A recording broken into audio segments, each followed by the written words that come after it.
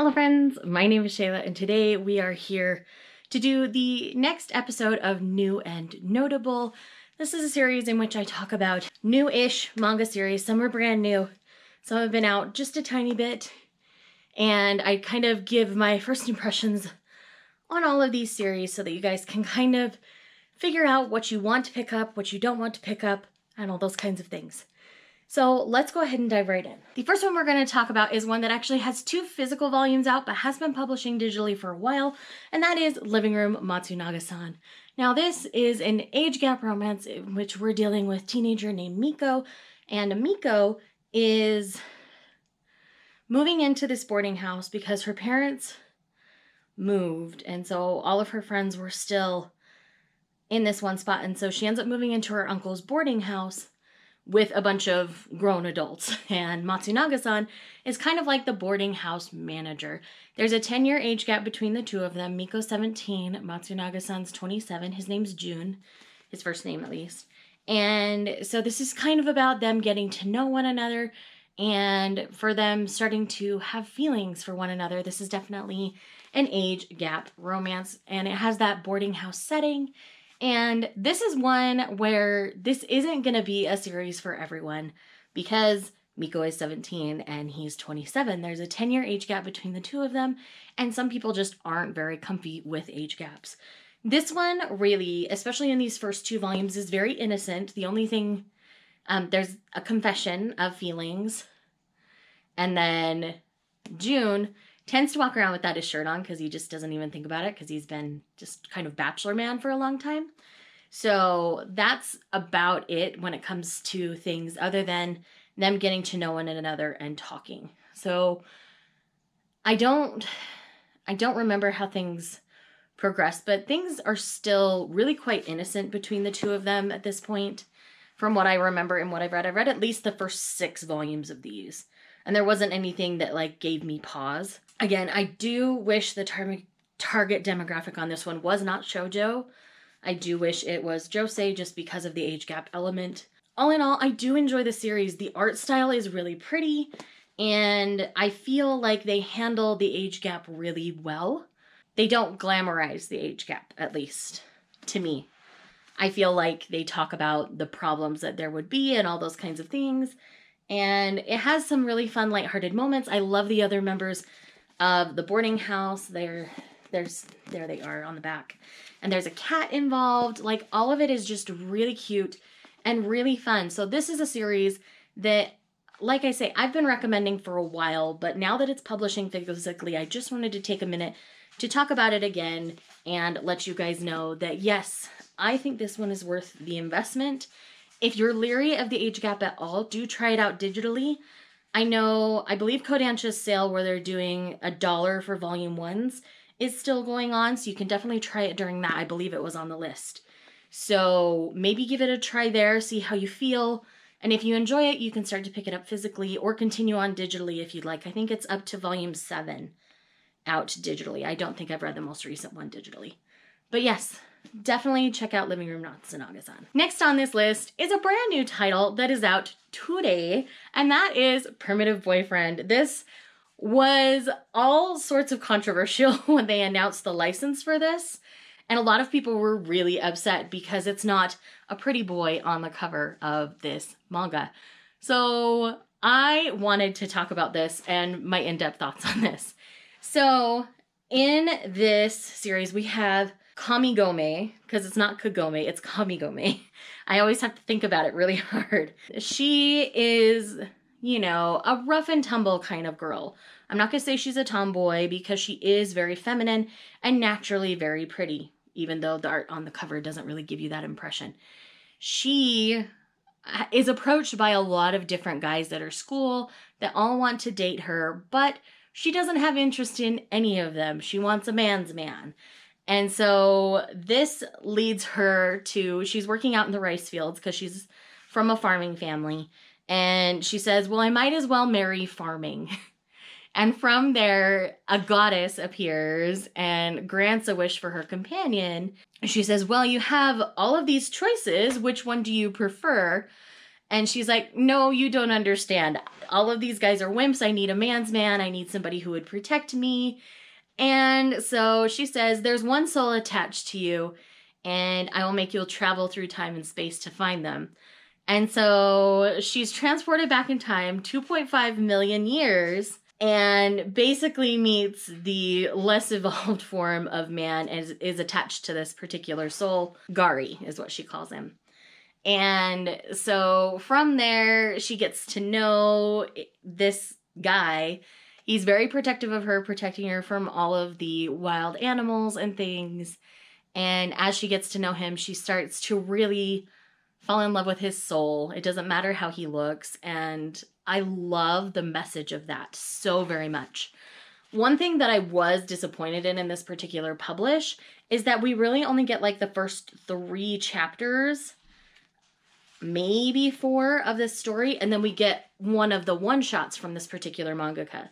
I would have preferred to have that in a later volume rather than in this first volume, just because I was so invested in the story, and then all of a sudden I turn the page and it's a ballerina style story. So those of you who've been looking for ballerina stories, there's a one-shot in here of a ballerina story. But I wanted more primitive boyfriend.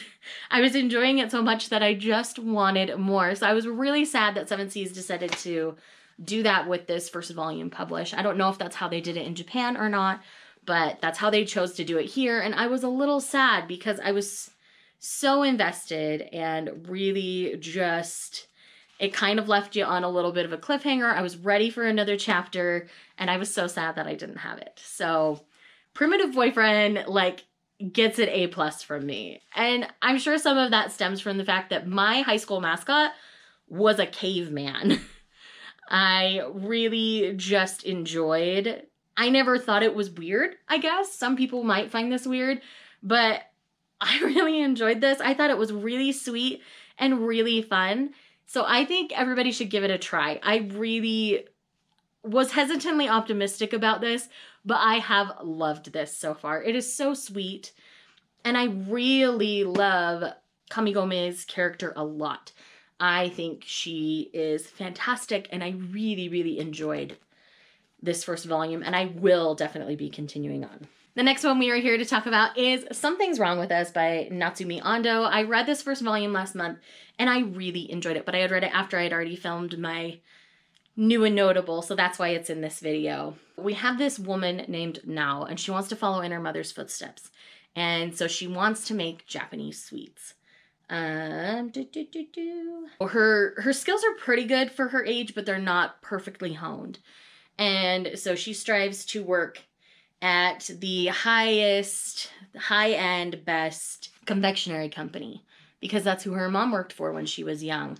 But her mom was essentially blamed for the death of the head of the house when she was young. So her mother's been imprisoned, she died in prison, and so now wants to come back to this company to exact revenge on what happened to her mother and just kind of come in and take over and all those kinds of things. What she doesn't expect is her childhood friend who was there and accused her mother to be about to get married.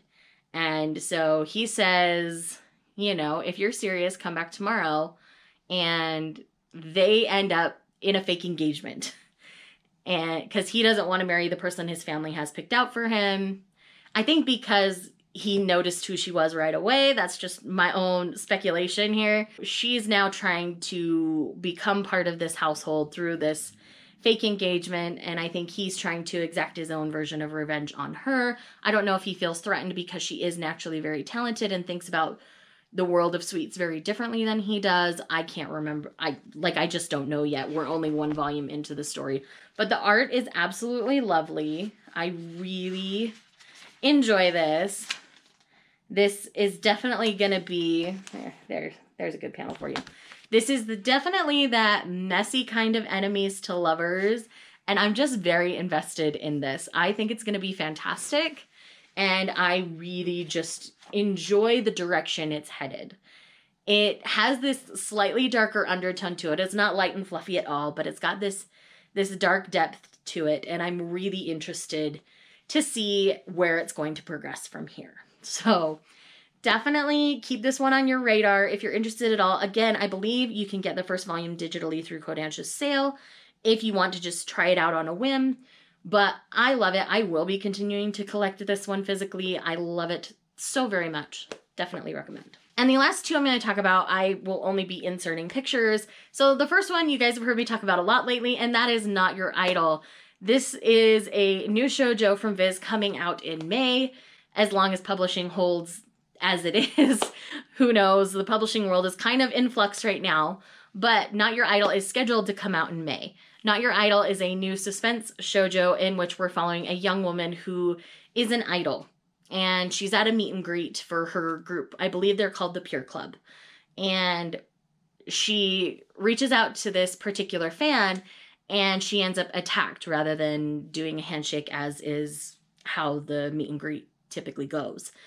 And so after that, she, as I've said before, pulls a Haruhi Fujioka. She ends up cutting her hair, dressing all in boys' clothes, and kind of hiding out. She changes her name and goes to school far away from where she was living and far away from her friends.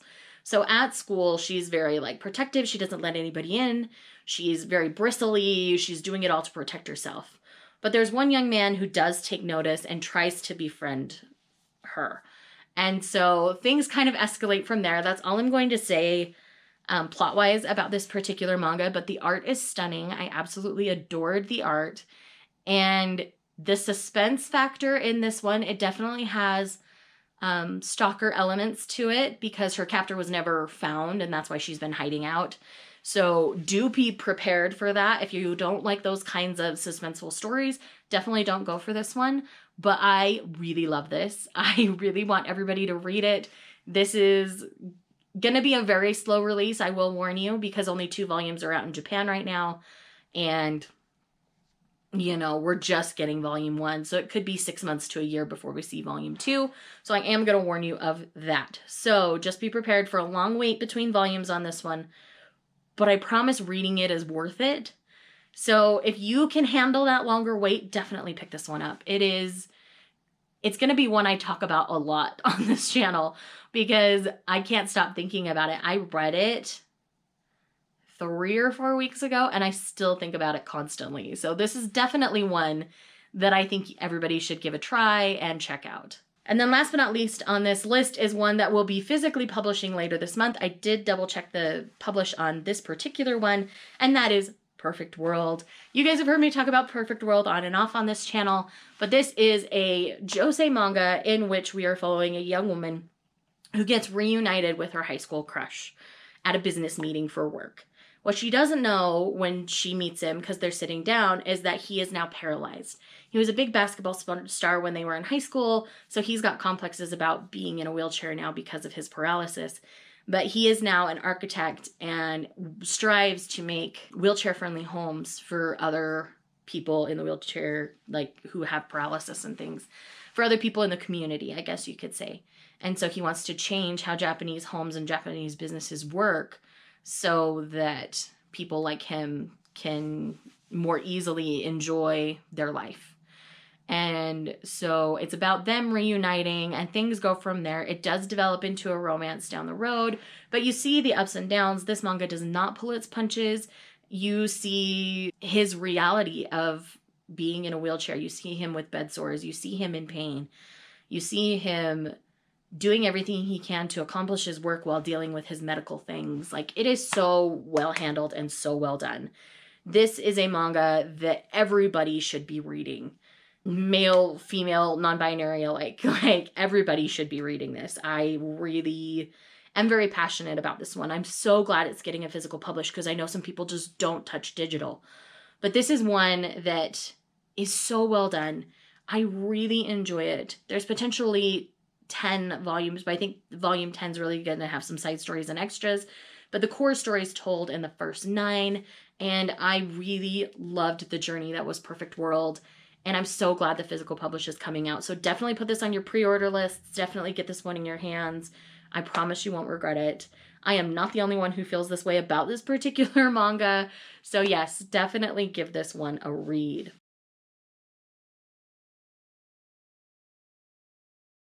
So friends, these 5 are the series that I spoke about in this New and Notable. If you want to know thoughts on other newer series, check out episode 1 of New and Notable, and I will see you guys in the next video. Let me know if there's anything new and notable that you know I've read that you want to hear about, and I will talk to you guys in the next one.